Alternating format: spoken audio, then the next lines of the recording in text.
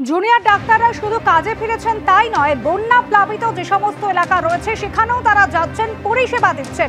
কেশপুরের ছবি রাখবো আপনাদের সামনে। বন্যায় প্লাবিত কেশপুর, সেখানে আরজিকর মেডিকেল কলেজ হাসপাতাল এবং মেদিনীপুর মেডিকেল কলেজের জুনিয়র ডাক্তাররা পৌঁছেছেন। मीरा सफेद तुरंत खुले, भरपूर झाग दे और इसकी स्मार्ट साइंस दे स्मार्ट केयर और फ्रेशनेस।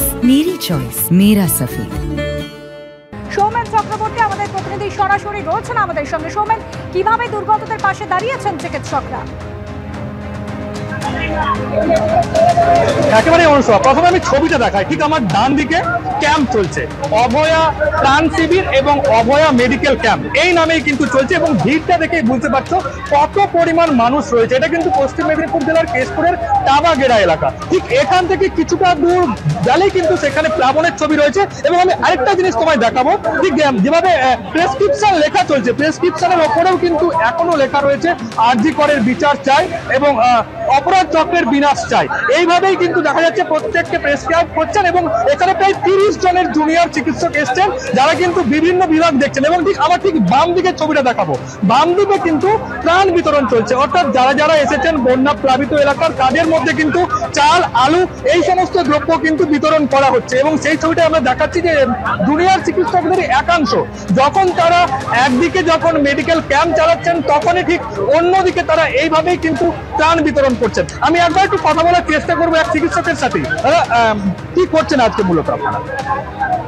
মূলত আমাদের যে অভয়া ক্লিনিক, আমাদের মেনলি হচ্ছে কেশপুর ব্লকটাকে আজকে বেঁচেছে, মেনলি ফ্লাডেড এরিয়াগুলো। এরপরে যেটা আছে ঘাটালে, সেটাও খুব ফ্লাডেড হয়েছে। তো আমরা এই এরিয়াতে এসেছি। রোগীরা আসছেন কি কি সমস্যা নিয়ে? রোগীরা মেনলি এখানে যেটা আসছে কফ কাশি, জলঘাটিতে কিছু কফ কাশি হচ্ছে, অনেকেরই ম্যাক্সিমাম যেটা ঠান্ডা, আমরা সচরাচর ঠান্ডা লেগে গেছে।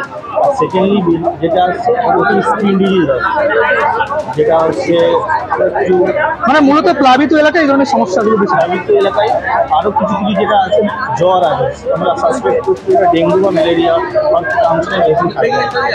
তো এইরকম পেশেন্টই আমাদের মোটামুটি বেশি আছে। আপনার নাম? ডক্টর মেদিনীপুরের না আরজিকরে? মেদিনীপুর মেডিকেল। আমরা শুনছিলাম মেদিনীপুর মেডিকেল কলেজ হাসপাতালের এক জুনিয়র ডক্টরের বক্তব্য। তারা যেমনটা জানালেন যে বিভিন্ন ধরনের স্কিনের প্রবলেম, জ্বর বা বিশেষ করে বন্যা প্লাবিত এলাকায় যে ধরনের সমস্যাগুলো হয়, সেই ধরনের সমস্যাতেই কিন্তু রোগীরা আসছেন। এবং আরো একবার আমি ভিড়টা দেখাবো, কিন্তু সেই প্রায় 1 ঘন্টা হতে চললো, এখনো কিন্তু ঠায় এইভাবে ভিড় রয়েছে। প্রায় শতাধিক এলাকাবাসী তারা কিন্তু এসেছেন তাদের বিভিন্ন ধরনের সমস্যা নিয়ে। আমরা কিছুক্ষণ আগে এক রোগীর সাথেও কথা বলছিলাম, বিশেষ করে যারা চিকিৎসা নিতে আসে তাদের সাথে।